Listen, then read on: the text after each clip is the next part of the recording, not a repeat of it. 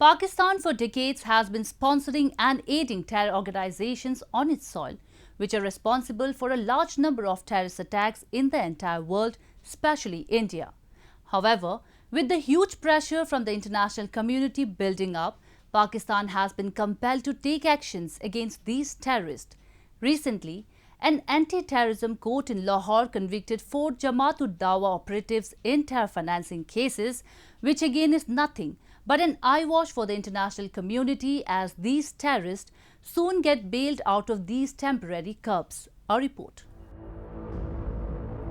The mastermind of 26/11 attacks and the leader of Lashkar-e-Taiba and Jamaat-ud-Dawa, Hafiz Saeed, is that name in the world of terrorism which, while staying in Pakistan, has targeted Afghanistan, India and many other countries for spreading terrorism.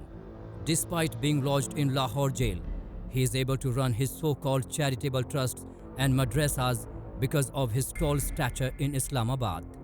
However, with global money laundering and terror financing institutions keeping close watch on Pakistan's terror financing activities, the government is taking pseudo steps in counter-terror financing. Recently, a Pakistani anti-terrorism court handed down 32 years imprisonment to the spokesperson of Hafiz Saeed's Jamaat-ud-Dawa terror group in 2 terror financing cases. The anti-terrorism court also convicted 2 other JuD leaders, including the brother-in-law of Saeed, in terror financing cases. Hafiz Saeed is an international terrorist and is openly roaming around in Pakistan.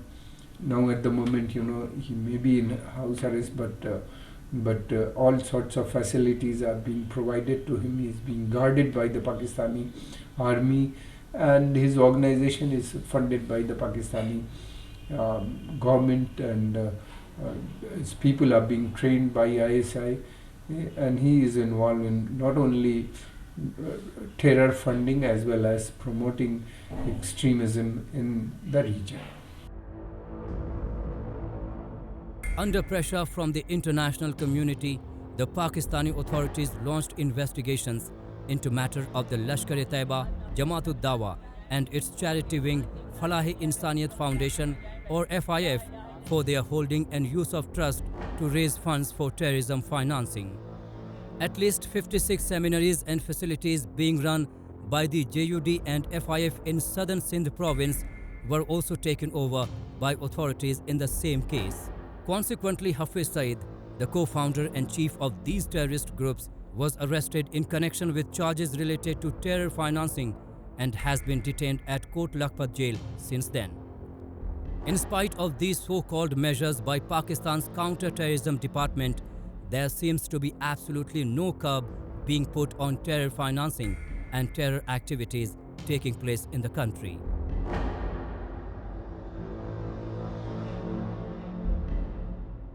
Pakistan, when the government itself is involved in promoting terror, so one should not expect that Pakistani government or its agencies are involved in curbing the militancy.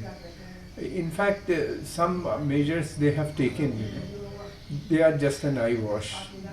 These measures were taken just to show Financial Action Task Force as if they are working, they are trying to curb militancy, or because they want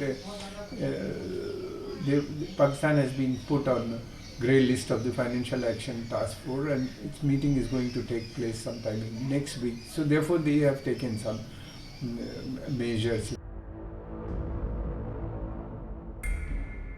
In October this year, the global terror financing watchdog Financial Action Task Force or FATF retained Pakistan on its grey list till its next plenary in February 2021 for its failure to take adequate action against money laundering and terror financing.